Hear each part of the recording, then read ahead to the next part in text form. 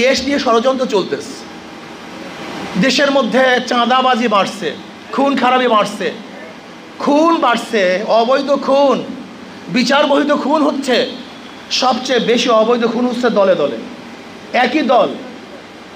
একই দল নিজের লোকদেরকে খুন করছে।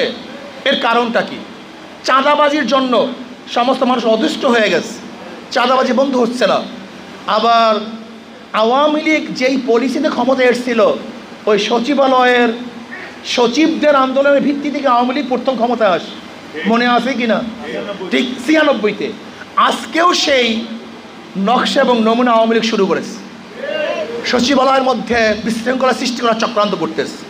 আমি অবশ্যই সচিবালয়ের লোকদেরকে বলবো, 96 আর 2025 কিন্তু এক নয়।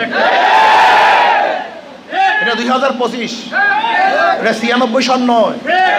যদি ফারদার যদি আমাদের দেশের মানুষের অর্থ আপনাদের পেটের মধ্যে, আপনাদের রক্তের মধ্যে, এই ঘাম ঝরানো পয়সা, আমাদের ভ্যাট, আমাদের ট্যাক্স, আমাদের টাকা দিয়ে আপনারা চলেন, গাড়িতে চলেন, বাড়িতে চলেন, বাড়িতে থাকেন, আপনাদের ছেলে সন্তানদের বিদেশে পড়াশোনা করান, আরাম আয়েশে থাকেন, মনে হয় যেন এক ফোঁটা তৈল মাথায় ছাড়লে পায়ে নেমে যাবে, এরকম স্বাস্থ্য করেছেন এই পাবলিকের টাকা দিয়ে।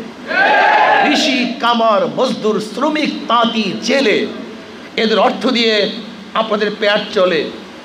যদি এই জনগণের সাথে গাদ্দারি করেন, জনগণের সাথে বেঈমানি করেন, যদি ষড়যন্ত্রে লিপ্ত হন, দিল্লির কথা বলেন, দিল্লির প্রেসক্রিপশন অনুযায়ী আন্দোলন করেন, তাহলে বাংলাদেশের প্রত্যেকটা নাগরিক ঐক্যবদ্ধ হয়ে এমন শাসন করবে, এমন শিক্ষা দিবে। সতর্ক হয়ে যান, সতর্ক হয়ে যান।